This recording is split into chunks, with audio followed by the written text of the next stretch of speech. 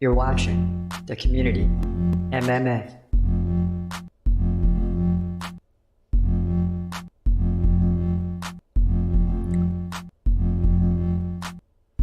What up, what up? This your boy Chris Cross checking in. This is The Community MMA, aka the TCMMA podcast. And we kind of just started tonight with very little preparation. I almost didn't even do a podcast, and I'm like, what else is there to talk about? Khamzat's fighting. Everything has been said for months and months. There's no more talking. Khamzat is coming. And I'm excited, but I'm nervous. Just being real. I'm a little nervous about it. It's Usman. It's still Usman. A bigger Usman. Has just as much power as a welterweight, but even more power. So it's going to be interesting, to say the least. And people have been weighing in on this topic like crazy. At Moto Mile says, too early to predict. I'm always amused sometimes when the opposite happens. And I come back to the post like this. They either delete them or they get edited. Well, I could tell you, for one, it's not going to get deleted. I think in 4 years we deleted 2 posts. It will not get deleted. Bottom line is, let it be known. And it's there. And if I'm wrong, it's all over the place. And just as the next comment says, we will see.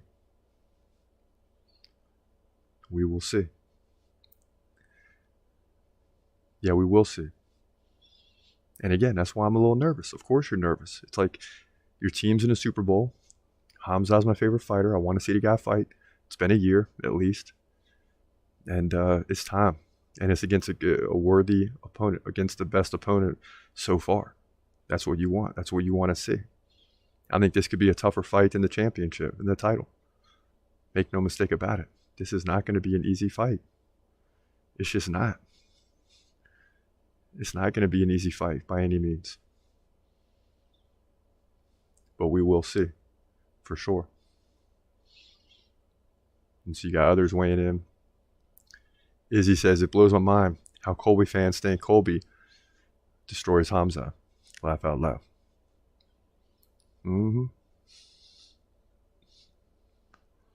Because at welterweight, anything is possible. Right? At welterweight, anything is possible. Anything is possible at welterweight. But this is Khamzat's territory. It's his domain, the 185 pound division. The others are a little tougher, either way you go. The others are going to be a little bit tougher. But middleweight, I'm not as nervous in a middleweight fight. Let's put it that way. I'm not as nervous in a middleweight fight. At Boar says, Chris, remember on UFC 258? Sure do. Gilbert fought Kamaru emotionally and tried to KO him in the first and gassed. Gilbert even admitted being trained partners affected him. And Khamzat fought Gilbert emotionally. People forget these things, Chris. People forget a lot of stuff, man. People forget a lot of stuff. And when Khamzat beats Usman, they're going to forget that too. Please believe it. Please believe it. At Check M8 Snake 60 says, I'll be back after the fight. I have a feeling you're wrong. And you think there aren't people against us on this one?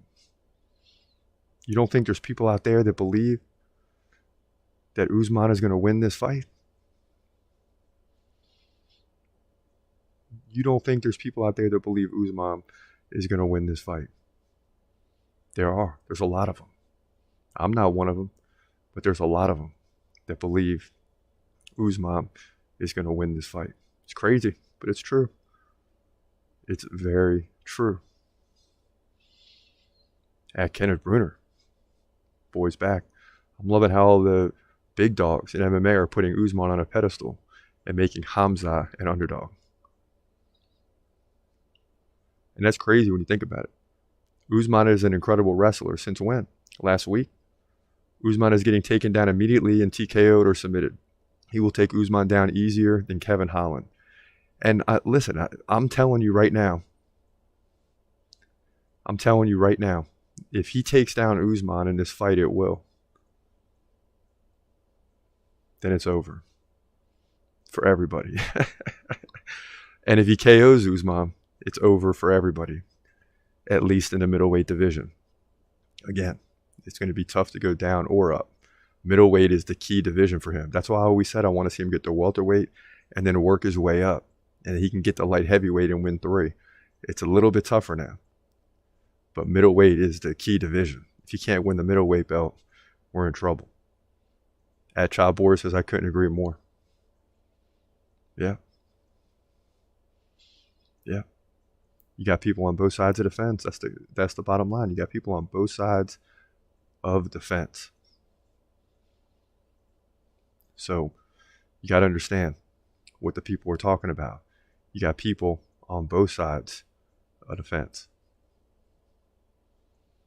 At Chuck Wheeler saying, Khamzat looks like crap when he can't wrestle. Burns exposed him a bit. Yeah, and the bottom line there is that was a bad fight for Khamzat. Number one, it's welterweight. That makes it bad enough. Squeezing down to that weight as you get older. And he also didn't fight well in that fight.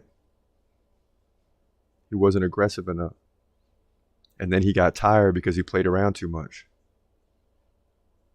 So, you can't do that with a Gilbert Burns type at welterweight. And it shows that welterweight is going to be tougher and tougher for him. That's why I think the middleweight is the key. Jonathan Diaz. Usman finished Gilbert. And Colby is a baby. Or Khamzat is a baby in the UFC. Usman by 3rd round TKO. Or excuse me, 3rd round KO. Wow. 3rd round KO? Come on, man.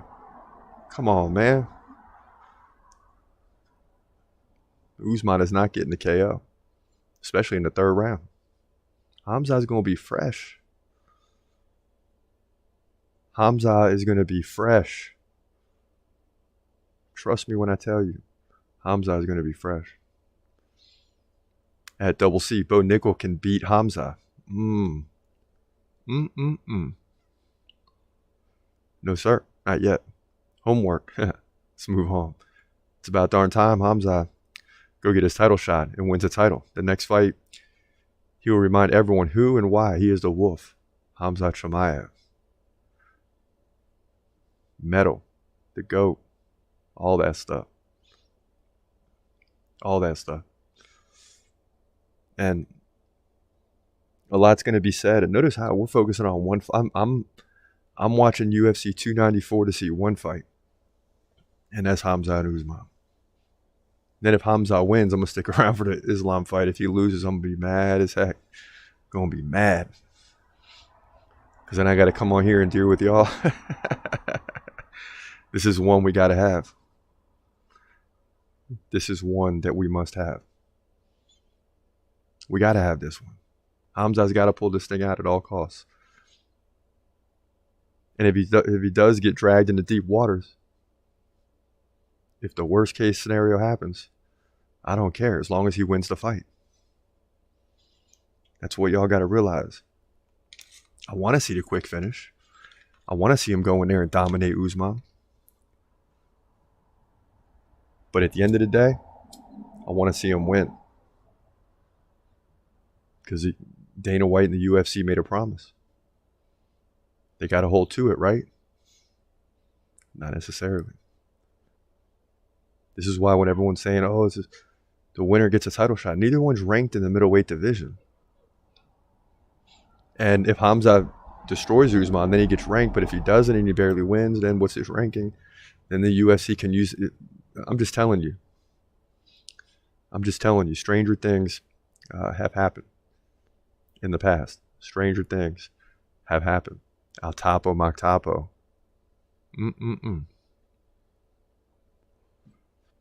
Looking forward to this one.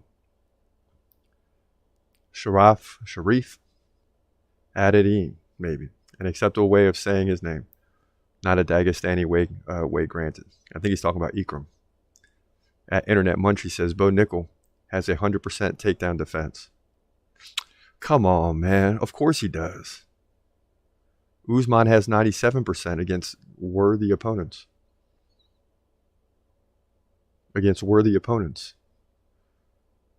You can't really use Bo Nickel's takedown defense at this stage of the game. And you know me, I'm about the stats. You can't use those stats right now. It's only 2 or 3 fights in. They don't even count yet until he faces some worthy opponents. Then we'll look at his stats. At 8 limbs, Golden Gloves, Burns almost took Khamzat head. Right off, I'm just saying, if Usman lands a few rights, that's it.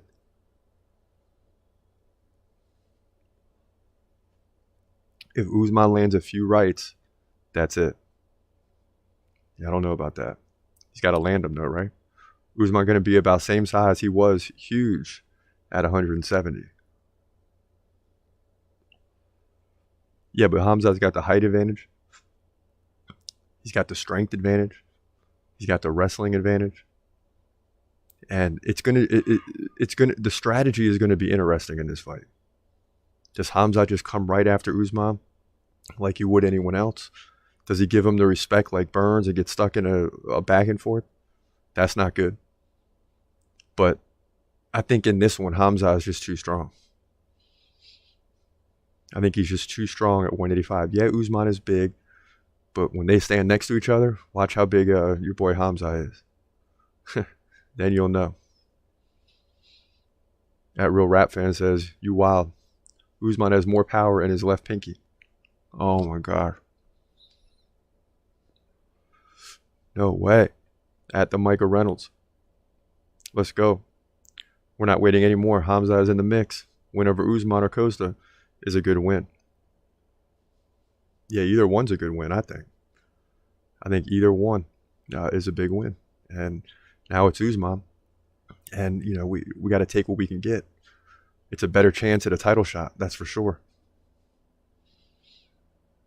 It's a much better chance to get a title shot if you beat Usman. So we'll take this one. Wasn't prepared for it. Had to process it. But now that it's here, I like it. And you got to give it to the UFC for saving the day. Hashimito. Khamzat is going to go in. Oh, yes, he is. Keep those videos coming, Chris. You know we will. And little preparation tonight. We're just looking at some of the comments that are going down. If anyone gets involved in a live chat, we'll respond to that as well. But just very exciting, man, that it's finally here. That it seems like we're going to get a fight. Very exciting. At Serial says Usman by TKO. Yeah, we'll see. I like it. There's a lot of Usman believers, man. Khamzat's getting a lot of flack, I guess, for missing weight. People turned against him. At Teresa Holmes says Trevor Peak will basically dominate Yahya in 2 rounds or less. And that remains to be seen. But listen. And I don't even know who we had predicted. We were tracking the predictions and everything, and it just all fell out the window last week. When we got the Usman update, everything had to switch to that. So you've been seeing a lot of stuff on Khamzat and Usman the last few days. It just had to switch. So, you know, this takes precedent. It destroys the whole year in terms of following the predictions. But this fight takes precedence over everything. At Early Gavin. Usman. Says Usman's going to win. At Chad Boris. Khamzat Chimaev will let Kamaru Usman retire. Or will make Kamaru Usman retire. One of those two. And I don't know about the retire thing, but if Usman loses this fight, it's a devastating loss, but it doesn't hurt him in the welterweight mix. I think if Colby beats a Leon, Usman still gets that fight. Why not? because then Colby's got to prove himself against his nemesis. And that's an opportunity for Usman, which Colby takes at that time. But this will be a devastating loss for Usman, make no mistake about it. But he'll recover in the welterweight division. He will recover in the welterweight division. At the Master says, I also hope that happens, but we can't look past Kamaru Usman. For sure.